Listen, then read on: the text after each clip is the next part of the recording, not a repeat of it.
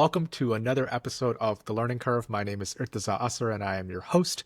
This is a podcast where we highlight bold ideas and rising medical educators who are reshaping how we teach and learn in medicine. Today's episode is for every resident that's approaching that final stretch of training. You're about to trade that ramen budget night for an attending level paycheck. And while that leap is exciting, it's also packed with financial pitfalls. You've mastered running a trauma bay and resuscitating crashing patients, but no one's really taught you how to pay off your student loans, refinance them, or to start building real wealth. So today, we're going to be breaking the silence around money in medicine, and we're going to dig deep into debt, investing, and how to avoid the traps that catch too many new attendings. Joining me today is Dr. John Sangl, and he is the medical director at Titusville Hospital, and he is going to be sharing his insights and help you get started. This episode isn't really about becoming a financial guru. It's actually about gaining the tools to take control of your financial future. So let's start making some smart money moves. John, thank you so much for joining me, man. I really appreciate your time. Hey, Irtaza, thanks for having me on here. Appreciate it. So for folks that don't know John, John is a man of a lot of talents. One of his talents is chestnut trees. John, could you just give me a little bit of education before we dive into financial literacy about chestnut trees? Yes, many interests. It's also known as undiagnosed mania. One of my interests is chestnut trees, and bought a piece of property. Fortunately, you and I live in a general area where you can own property, and I wanted to grow something. I grew up on a farm, and so I have 10 acres of a chestnut orchard called Lake Erie Chestnuts, where I grow blight-resistant chestnuts to kind of grow back, fill in the void where the American chestnuts used to grow. And they're a really unique crop that a lot of people have never had any experience with, except for the song, Chestnuts Roasting on an Open Fire. So anyway, that's how I spend some of my time outside of work. That is awesome. And I anticipate that I'm never going to ever have a guest on that's going to have the amount of chestnut knowledge that you have displayed on this episode. So for any of the chestnut connoisseurs, you guys, it's your day. So let's segue into financial literacy. And I think that's actually a really fantastic segue. So John, talk to me about financial literacy. Why is financial literacy so important? Well, I'm going to lead with that. I'm not the world's most successful nor most financially savvy person, but I've always been fascinated with finances and how physicians just have the reputation of being under accumulators of wealth. They make a ton of income, but there's a lot of pressures to live like a doctor. And since residency, I've been interested in how can I avoid those pitfalls. And if you can keep yourself financially secure, you can not have to work every single free minute of your life. You can live that full, holistic life that you have that keeps you in the game, working in emergency medicine or whatever field of medicine for a lifetime, as opposed to feeling burnout because you're working and running the hamster wheel because you're constantly setting yourself up to fail financially. I think that's a really great framework from which we can really look at financial literacy. And this is something that I really talk to a lot to my senior residents about. And I ask them, what do you know about financial literacy? And I think this is something that I've tried to impart on them because the more you know, the more personal freedom you can really have in the next upcoming years if you develop that financial literacy early on. It also, like you said, gives you that career flexibility that can really help shift your career in the next decade or so and really give you that peace of mind that, hey, I'm on the right track when it comes to retirement. So one of the things that I've heard from a lot of residents is that they often feel that they're financially unprepared. Why do you think medical education doesn't really do a good job at addressing this gap in resident knowledge? I think we're all about trying to save lives. And I think all the focus from our educators is we don't want to mess up. We want to help people. That's where we're all coming from, that angle. And residencies are just built on all the education that we're trying to cram in our heads and get to be at a proficient level with that. I think it just falls by the wayside. You just assume I'm going to have so much money, I don't have to think about it. And in the US, we're certainly fortunate where incomes are very good. But certainly if you don't keep your eye on the ball, you can just leak money everywhere. So I think residencies are trying to teach you how to save lives and improve lives. And often your own life kind of gets ignored. Yeah, and I think that's actually a really great point. I was doing a lot of internal reflection on this topic before we decided to shoot. I delved even into my own medical curriculum right now at my program, and one of the things that we don't really have is an actual formalized curriculum where we talk about debt management, budgeting, investing. And I think that might be almost a common thing across a lot of emergency medicine programs. Part of it is, yeah, you don't really have a lot of time to do it, but the other issue is that there's really no formalized curriculum that's developed, and I think that can really create a lot of problems.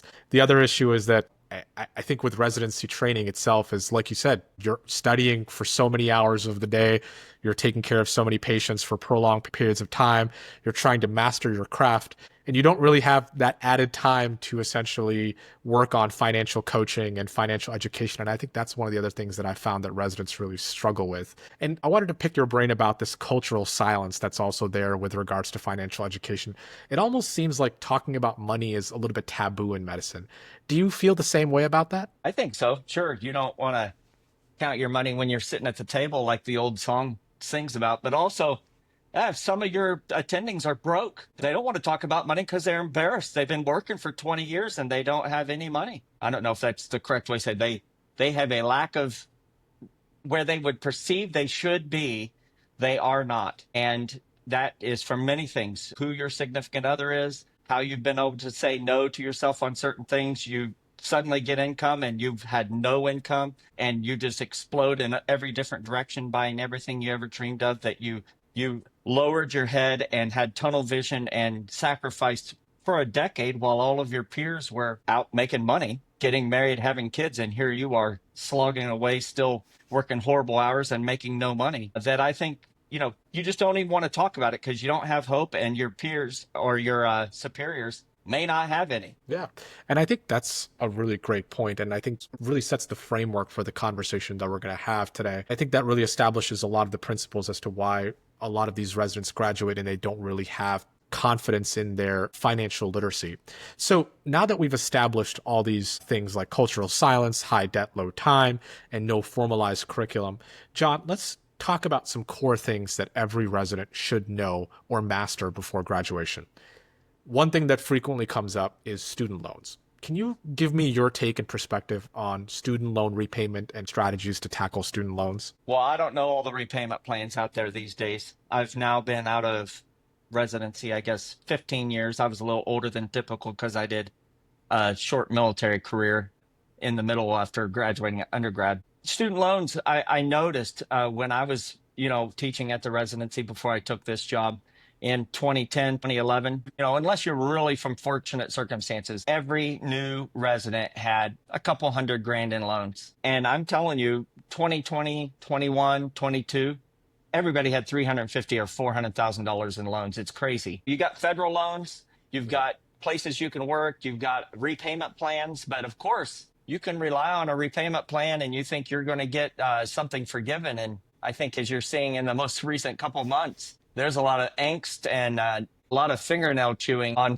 you're going to get that program to come to fruition. And if you counted on having 250 grand or 180 grand forgiven, and you suddenly get it thrown back on your lap, and not just thrown in your lap, but your payment's going from $800 a month to 5,000, that's painful.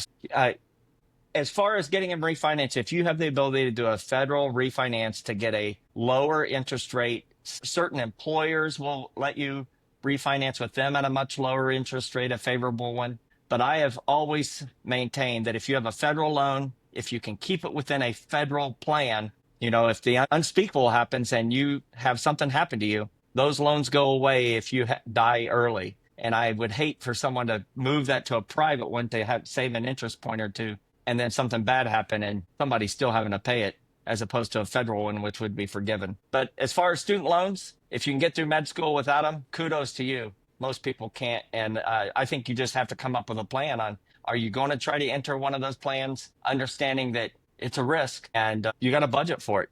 So let me pick your brain about this. Let's say if I'm a resident and I'm coming out of residency training and I have $300,000 of student loan debt. What would be the optimal way to tackle this if, let's say, you were coming out of residency training right now and you were in my shoes? What would you do? I'd jump on Chat GPT, Grok, and ask them, what should I do? I don't know. It all depends on what you do and what your specialty is, which form of medicine, what kind of job opportunities are out there. If you have a very highly sought after specialty and you have lots of people wanting you, they will give you money to repay your loans. So you can get with an employer, they'll pay you, and you can pay your loans off very quickly through your new employer. That'd be my number one thing. Because then you're not relying on a governmental thing. You can have a written contract with a organization that is going to pay it off. And then if they only want to pay half and it's a 4-year commitment, then jump to the next place that'll pay for it the next 4 years or renegotiate. That's what I would do, number one. Number two, I would look in all those others. There's pay, repay, the PSLF or whatever. Yeah, I mean, there's a lot of people. If you get on a Facebook group, there's a lot of information there too. If you join a Facebook group, I'm showing my age. Everybody's on Facebook still, right? Anyway, Yep. you get on Facebook, there's a ton of Facebook groups and a lot of information on PSLF. There's a group that's all about it. It's like 50,000 members. People, some are getting their loans forgiven, a huge amount, $200,000, as long as they have the qualifying number of months with the qualifying institution and the rug doesn't get pulled. And just to catch up our viewers, so PLSF stands for Public Loan Forgiveness. It's this idea where if you work for a facility that is qualified to essentially accommodate that, if you work for 10 years and you essentially make 120 payments over that time period, generally, regardless of the amount that you owe, that'll actually end up getting forgiven. So that's kind of the idea about what John is referring to. So John, I think that's actually a really great overview. And I think one of the key points that I think you really stressed is trying to refinance as early as possible to try to get lower interest rates, because again, you just don't really know what's going to happen with these loan forgiveness programs. So it's better to try to tackle those early on. And I think this is actually a great segue to the next question that I was going to piggyback off of and try to pick your brain about. So we talked about student loan strategies, but I think this really ties into budgeting and how we can try to budget as attendings. So if I'm a newer attending, what can I be doing to budget so that I can set myself up for financial success 10, 15, 20, 30 years down the road? What are you going to do first when you become an attending? You're going to go get a job contract, right? You're going to go negotiate that. And that's what we're talking about. You're going to be in high demand. It's unlikely that you're not going to have multiple sources trying to get you. So you want to, if you're going to be able to set up your budget, you have to get your income set so you know what you're going to be making. And that's where you negotiate your salary, sign-on bonuses versus a student loan reimbursement, and all that kind of stuff. Of course, making sure you got your malpractice and everything. But when you get your first budget, listen, long ago in the residency that you came through, I did teach a financial literacy for new grads. I'm going to do a shout out, Dr. Gary Pollock at University of Pittsburgh. I kind of stole a little bit from him. He talked about stay like a resident, stay like that for 72 more years, and never spend until you have everything paid off. And then his very next slide was a picture of a big red boat. And that's what he bought the next day, right after he got done with this real serious lecture. And Gary, you're a very serious guy. And everybody's just like, oh my God, we got to stay like a resident for 35 more years. We can't spend any money. And he bought a boat the very next day. So even the serious guy bought a boat. So you do need to reward yourself a little. The problem is every day, it's just like exercising, right? I saw you at the gym the other day. You're getting all pumped up. You're in great shape, right? How many of your peers look like you? People don't. And you cannot eat like every day is a holiday or you're on vacation and you can't not exercise. And with budgeting, you can't spend every day like you're on a vacation and that you found the fountain of cash that's going to pour into you. Even though you're going to make an incredible salary, with that comes a huge responsibility. You're starting later than everybody else. When you look at the people who become de novo millionaires in the U.S., medical doctor is not the highest. It's like the fourth or fifth thing. Engineers, number one, because they start making a great salary 8 or 10 years before a medical doctor ever makes more than 50 or 60 grand. So you really want to graduate, give yourself a reward, buy a decent house. You don't have to go buy the McMansion right off the bat, but buy a decent little house, get a nice little car, and then stop, freeze it for a second. Get to work on your student loans, get those out of the way, get them out of your life, and really set up a budget. And listen, it's painful to do an every single month budget. Yep, I do it. And so that's something that I've gotten in the habit of doing, because I actually remember when I was a resident, I talked to you about this, and this is something that you kind of had imparted on me when I was training under you. And one thing that I do is every single month I have a Google Drive sheet, Excel spreadsheet with every single thing that we purchase, whether that's a subscription based model like Netflix or something like that, or we're buying gifts for the family or something else along those lines. I keep a tally because in my mind, I have to know exactly where that money went, as opposed to me not having any idea of where everything is. And that's something that, like you said, kind of goes back to the gym analogy where you really have to have that financial discipline. And if you don't build those habits early on, I think that can be a problem moving forward because your salary is essentially tripling, quadrupling, some situations pentupling depending on your specialty. So if you don't develop Dude, I those, gotta stop. yeah, Pentupling? What'd you say? Pentupling? I think it's pentupling. Quadrupling? I love it. I've never heard that word. I'm going to use it 5 times in the next day. Love it, love it. Pentupling. I'm hoping that's actually a real word. Somebody will I'm actually sure message me. we pentupled. We did. You when you graduate, I guarantee you pentupled.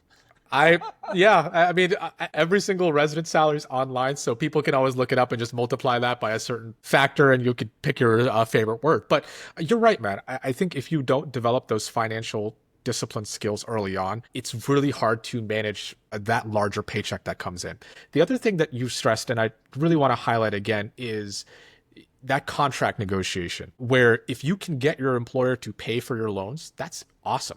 And one of the key things that I tell my residents that are getting ready to graduate is you have to treat yourself as a commodity. For almost your entire medical training, you're a student, you're a resident, you're working for the system, you are providing a service to the system. But when you become an attending, now's the first time where basically the role is a little bit reversed where the system needs you. So you have to essentially treat yourself as a commodity and you have to ask. And if you don't ask, you will not get what you want.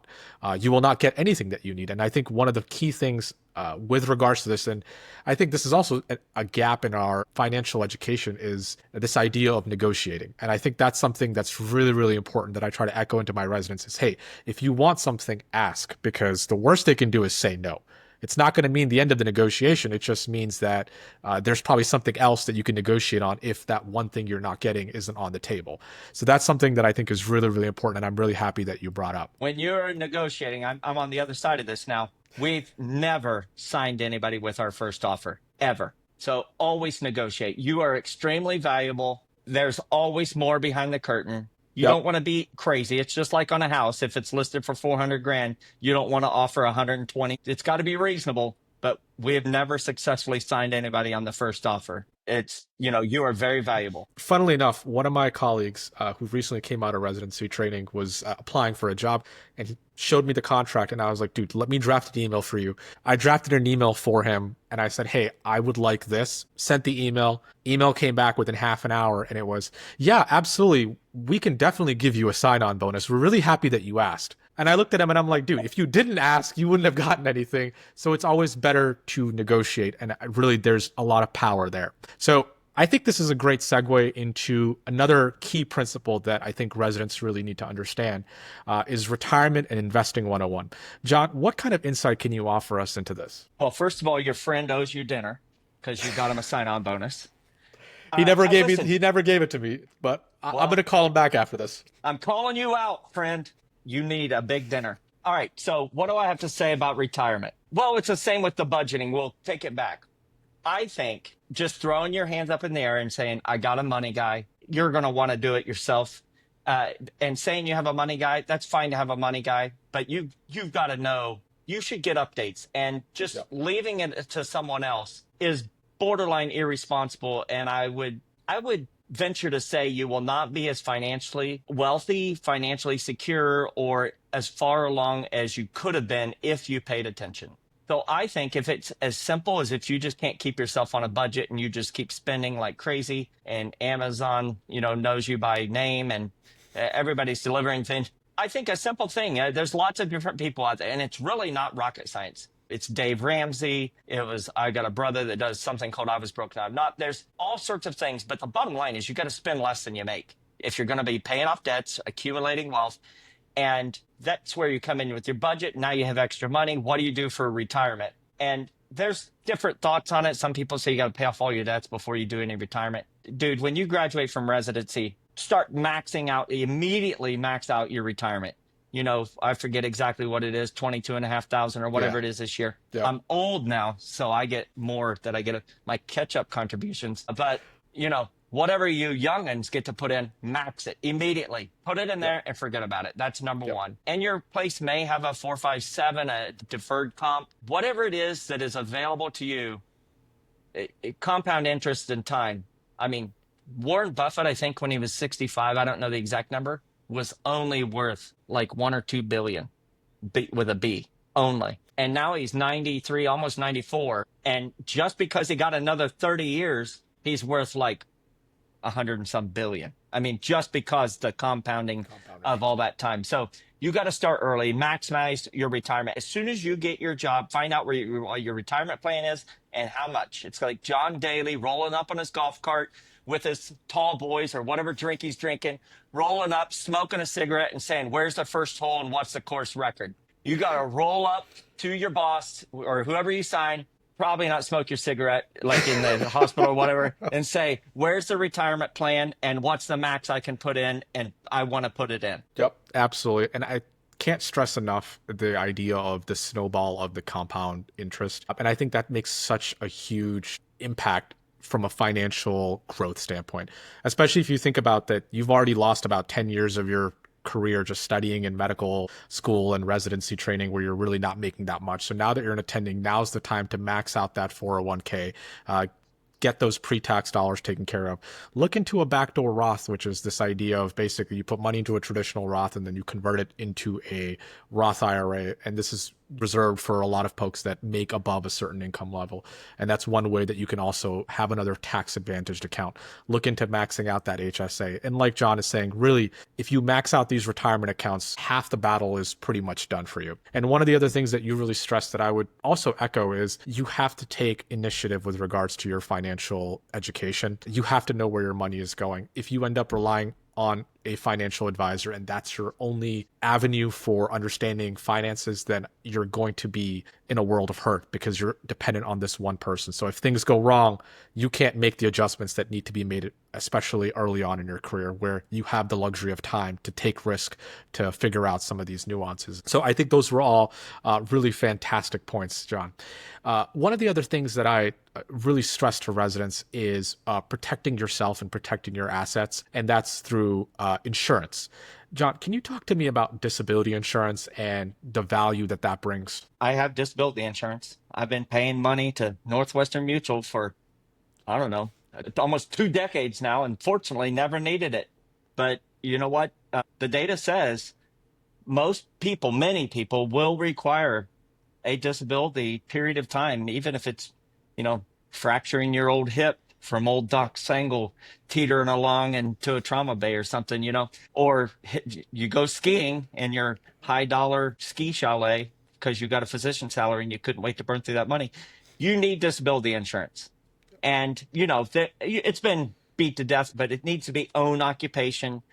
Many reputable insurance companies have that. You got to be able to do what your specialty is and not get thrown back into a residency and say, well, you could be a psychiatrist because you don't need to use your hands for that, or whatever. Own occupation, disability insurance, and enough to protect all of those who are depending on you, your family, friends, whoever is depending on you so that you don't leave them in a colossal, disaster mode if something terrible happened to you. You need to have that. I also am a firm believer in term life insurance as opposed to whole life. This isn't going to be an arm wrestling contest about that because it's just me and you talking, but term life, listen, I went through a Northwestern Mutual guy. He kind of drove me crazy. He wanted to meet with me every 15 minutes about something. And I just told him, dude, I'm not talking to you. I have what I want. I have my disability insurance and I have my term life. And one of them I bought was a 30-year term. And it takes me till I'm 66. And it's a flat level, a large amount, and it's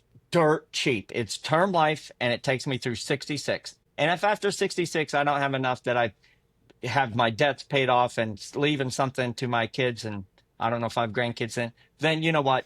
I failed. So I'll just accept that. I don't need a whole life policy. I can do better doing my own stuff with my other interests that I have. But I'll let you pop in there. Yeah, no, I think that's actually something that I don't even think you need to arm wrestle me on. I wholeheartedly agree with you on. I think term life insurance is extremely, extremely valuable. And that's actually the way that I would also recommend for most folks. Funnily enough, when I came out of residency, and I can share this, I didn't really have as much financial education as I have now. And I had talked to folks and we're like, hey, yeah, just talk to this guy. He'll get you kind of what you need. And he's like, hey, man, get the whole life insurance policy. I was like, okay, whatever. And then after I did my research, I'm like, man, wait, this doesn't really make sense. Term life is where really I need to go because the entire idea is I have to protect myself and my family until I get to retirement. Because by the time I get to retirement, if, like you said, I haven't paid off my debts and I don't have a secure financial future, something has clearly gone wrong. So you really need that coverage only for the period that you're working. And then ideally, you should have saved enough over that time period, plus compound interest and all these other things where you can have that financial security moving into retirement. So I also recommend term life insurance. The whole life insurance policy, the premiums don't make sense. It also gets marketed as a investment tool. And I'll be honest with you, when I've researched those numbers, the returns on those don't make sense. You can just put money in mutual funds, index funds, and you'll end up making a lot more as compared to paying a whole life policy and using that as a means for financial investment. The disability insurance, I think, is very, very important. And this is something that if I don't listen to this episode and I only listen to one thing, this is the one thing that I would tell residents about is, like I said before, you are now an asset and you have to protect yourself. So in the event that something happens, you need to at least still have a steady income in the event that something happens to you. I think the statistic was anywhere from 1 in 5 to 1 in 6 physicians at some point in time in their career end up becoming disabled. Those are pretty high odds. So if I'm a resident, that's something that I really would want to make sure that I have before I start attending life and moving on from there. So, John, well, you said you had some other interests. I'm curious, what did you mean by that? Early on, I decided I was going to become involved in real estate. And so I ended up doing rentals. I do residential rentals, and I started with single families. Now that I did 4 units, now I'm in multifamily. And that's been very, very good for me. And now that I'm at more than a 12, 13 years into having those, they're really starting to pay off. And what do you want out of life? You want to have a great career, happy family, and have a lot of fun along the way. And financial freedom gets you there. There's a famous, one of the very first positive thinkers was Earl Nightingale. He had a thing, you had to listen to 30 minutes. It was painful. But the bottom line was you become what you think about. You become what you think about. He wanted you to put a piece of paper with your goals on it in your pocket and look at it every time you put your hand in your pocket. If you never think about finances and just spend willy-nilly, and if you don't look at other goals, like I wanted to have financial freedom, I wanted to have other interests, so I grew a chestnut orchard, I have real estate, and I wanted to become financially free. I became what I think about. That's how I'm getting there. And I'm not a multi-billionaire, but I'm getting there. I'm not going to be a billionaire, but I become what I think about. So that's my other interest. I love real estate. I run a little one called Prime Erie Rentals. It's tiny.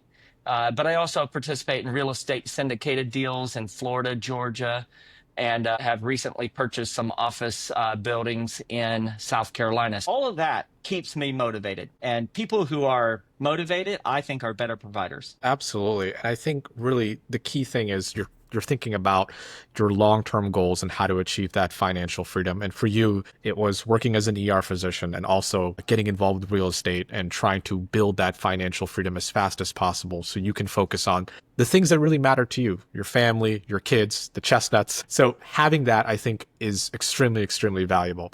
So John, now that we've established the 4 key things that we want every resident to know about before graduation, and to summarize that quickly, a student loan strategy, budgeting for an attending paycheck, retirement and investing, and then insurance.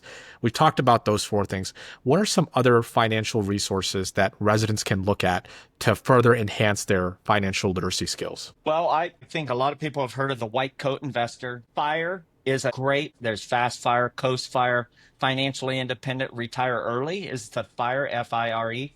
And if you follow that, that can be extremely motivating. Some of them you really have to buckle down early and then you can coast.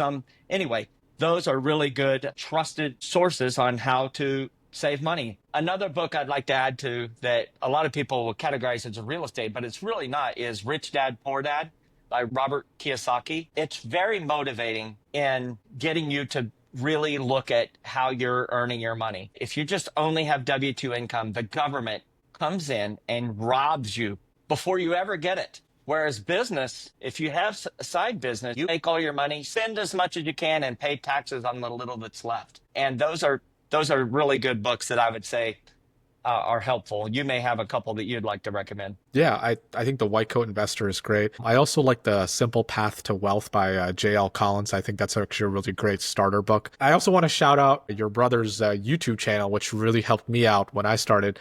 John, do you want to talk a little bit more about that? I have a twin brother. He has worse mania than me. No, I'm teasing. Uh, he's hyper.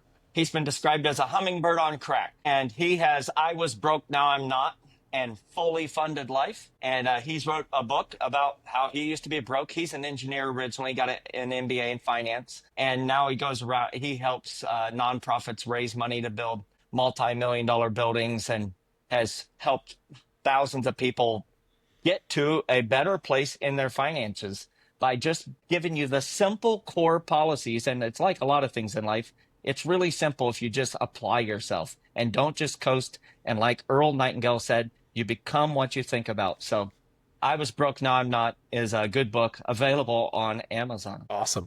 And really, for anybody that's just coming out of residency, I would definitely check out that YouTube channel. That was actually one of the first things that really led me down the path of financial literacy. So I watched a ton of episodes, and it's incredible content that I think is beyond valuable. So, John, just as time is ticking down, I ask this question to every single guest that I have on. If I am a first-time listener and I'm listening for the first time, what are the three key big takeaways that I can take away from this episode? Number one, buy some chestnuts from Lake Erie Chestnuts. No, number one, I would say you got to have a plan. Don't coast and don't act like every day is spending day. There's a lot of days in life where you need to just be saving and have a rudimentary life and not, eating that lavish meal and posting everything on Instagram. Number two, you need to protect you and yours. You have to have insurance, disability, life insurance. You've got to have a plan with that and get yourself out of debt as quickly as you can. Now, there's good debt, bad debt. We didn't go into all those details, but you cannot be deficit spending and acting like a drunken sailor like the federal government has been for a long time. And we're not going to turn it into a political thing, but it's very simple. You cannot be spending more than you make. So get out there, have fun, love that you've graduated, love your new career, and know that you are going to suffer less burnout and feel much more satisfied in your career and have longevity if you're not desperate and just having to kill yourself when you get into your mid 50s, 60s, and you're still killing yourself because you made a whole bunch of colossal financial errors young in life. So get a plan, stick to it. You'll love yourself later. Awesome. And I think those are the exact same takeaways that I would really echo to any listener. If you can achieve financial literacy as fast as possible and use that to achieve financial independence as fast as possible, you're going to set yourself up for success. Really keep your budget in mind. Obviously, you want to enjoy the fruits of your labor, especially after 10 plus years of studying, but do it in moderation.